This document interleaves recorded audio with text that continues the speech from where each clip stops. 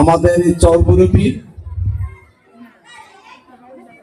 নদী ভাঙ্গনের পরে প্রত্যেকটা প্রতিষ্ঠান নিজ নিজ অবস্থান থেকে যুদ্ধ করে আজকে আল্লাহর ইচ্ছায় স্ব মহিমায় দাঁড় হয়েছেন।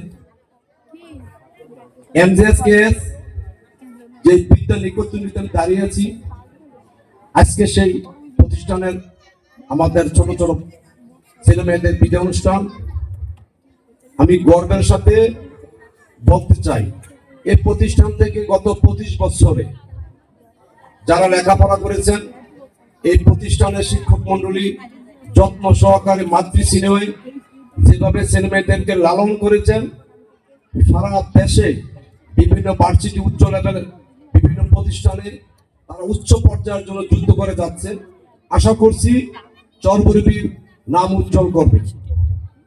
তাই আমি বলবো, আমাদের পূর্বের বক্তারা বলেই গেছে, তারপরে বলবো আমাদের এই প্রতিষ্ঠানে আপনাদের ছেলে মেয়েদেরকে দেন।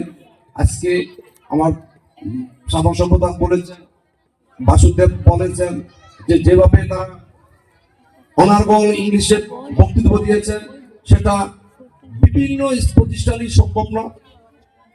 এটি প্রমাণ হয় যে প্রতিষ্ঠানের ছেলে মেয়েদেরকে কিভাবে তারা গড়ে তোলেন। আমাদের এই প্রতিষ্ঠানের জায়গার সংকলন আছে, ছেলে মেয়েদের খেলার সমস্যা আছে। দীর্ঘ 17 বছর দেশ একটি ক্রান্তিকাল পার করেছে। সেখানে যেরকম কোন শিক্ষা প্রতিষ্ঠানের উন্নয়ন হয় নাই, কোন ছেলে মেয়েদের বিভিন্ন কারিকুলামে লেখাপড়া করিয়েছেন, ছেলে মেয়েদের বুঝতেও কষ্ট হয়েছে, যারা টিচিং করেছে তাদেরকেও বুঝাইতে কষ্ট হয়েছে। আমি আশা রাখবো আগামী যে গণতান্ত্রিক সরকার দেশে আসবে, সেই 80-র দশকে সেই কারিকুলামে যদি ছেলে মেয়েরা ফিরে যায়, তারা আরো সুশিক্ষিত হবেন, তারা আরো দেশ গড়ার ভূমিকায় অংশগ্রহণ করতে পারবেন।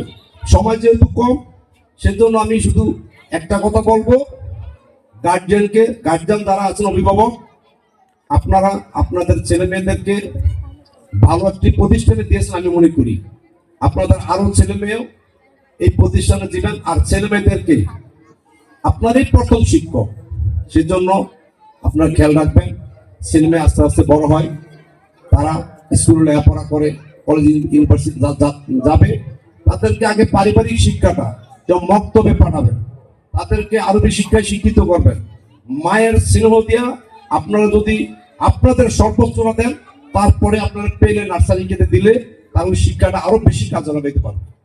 আমি বলবো আপনারা এই কষ্ট করে আজকে যেই আমাদের কথা শুনছেন, আমি নিজে কৃতজ্ঞ আমাকে সুযোগ করে দেওয়ার জন্য। আপনারা কষ্ট সহকারে আসছেন, আমাদের কথা শুনছেন, সেই জন্য আমি আপনাদের কাছে কৃতজ্ঞ।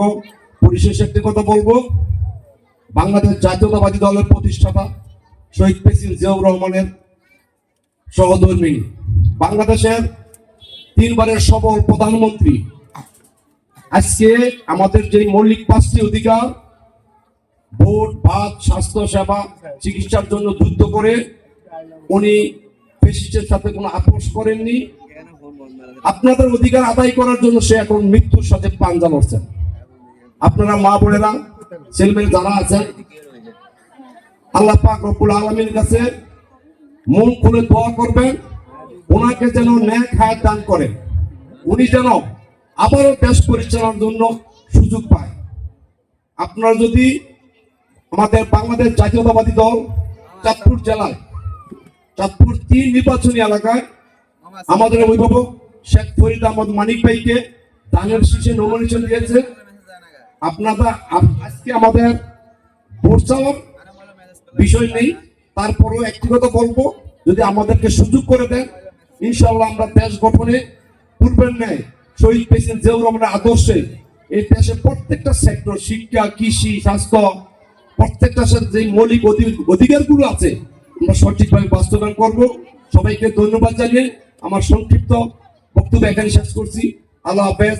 বাংলাদেশ জিন্দাবাদ, জিন্দাবাদ।